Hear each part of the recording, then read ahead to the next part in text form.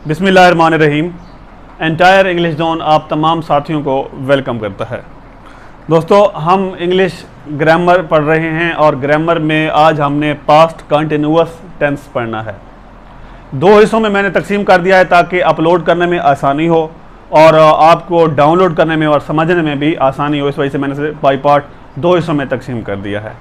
तो टेंस शुरू करने से पहले मैं आप साथियों से रिक्वेस्ट करूंगा कि आप प्लीज़ मेरे चैनल को सब्सक्राइब करें और आप मेरी वीडियोस को लाइक करें। आप डाउनलोड भी कर सकते हैं। इसके अलावा आप बेल आइकन पर क्लिक करेंगे तो आपको आने वाली तमाम वीडियोस की नोटिफिकेशन वक्तन फ़वक्तन मिलते रहेंगे इंशाल्लाह। तो बढ़ते हैं टेंस की तरफ। Past continuous tense.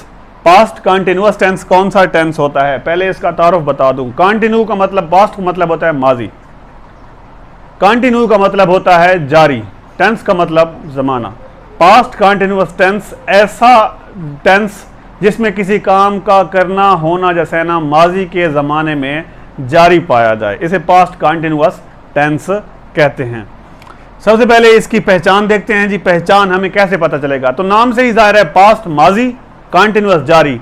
माजी में जो काम जारी हो उसे पास्ट कंटिन्यूअस कहते हैं। मसलन ये लिखा हुआ है रहा था, रही थी, रहे थे, रहा था, वगैरह वगैरह आता है। ठीक है जी। तो ये इंतहाई सादा है, इंतहाई आसान है। इसका अब फार्मूला देख लेते हैं कि इसे कैसे लिखना है। सबसे पहले हमने सब्जेक्ट लिखना है। सब्जेक्ट होता है काम करने वाला। उसके बाद वाज या वर में से एक चीज लिखेंगे। वाज आता है सिंगुलर के साथ, वाहिद के साथ, ही, शी, इट के साथ, या कोई सिंगुलर नाउन हो। और जो वर होता है वो प्लूरल के साथ आता है, जमा के साथ। लेकिन याद रखिएगा, मैंने ही, शी का तज़किरा कर दिया तो आपने आई के साथ आपने वाज लगाना है, वर नहीं लगाना। आई के साथ वाज लगता है। उसके बाद ये वर्ब आता है। ये तो हेल्पिंग वर्ब हो गए, ये दूसरे ये वर्ब हो गए। वर्ब आपने लगाना है, लेकिन वर्ब के साथ you will have to include ING। आपने ING का इजाफा करना है। उसके बाद आपने ऑब्जेक्ट लगाना है जी। ऑब्जेक्ट क्या होता है? जिस चीज़ पे काम हो रहा होता है उसे ऑब्जेक्ट कहते हैं। एक फिक्रा मैंने आपके लिए लिखा है जी कि they were buying books. They were buying books. They जो है वो सब्जेक्ट है, दे सब्जेक्ट है, काम करने वाला है। वर ये हेल्पिंग वर्ब है। उसके बाद बाई होता है, ये बाई ये वर्ब है। ठीक है जी। ये बाई जो है ये वाला वर्ब है, प्लस ING, ये ING है, बाइंग। और उसके बाद ये जो बुक्स है, ये जिस चीज़ पे काम हो रहा है, जाहिर है बुक्स पे काम हो रहा है, तो ये ऑब्जेक्ट है।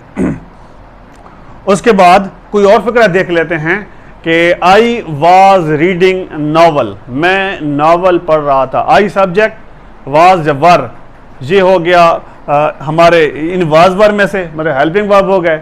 और रीडिंग जो हो गया ये वर्ब हो गया। ठीक है, वर्ब प्लस ING।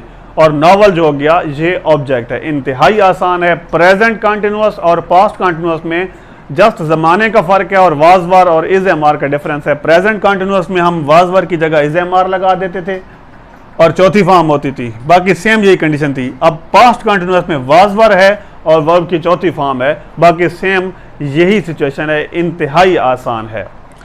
इस दुआ के साथ मैं आप दोस्तों से इजाज़त चाहूँगा कि जहाँ रहें खुश रहें और अल्लाह रब्बुल इज़्ज़त हम सबको हमारे मुक़द्दस मकासद में कामयाबी दे।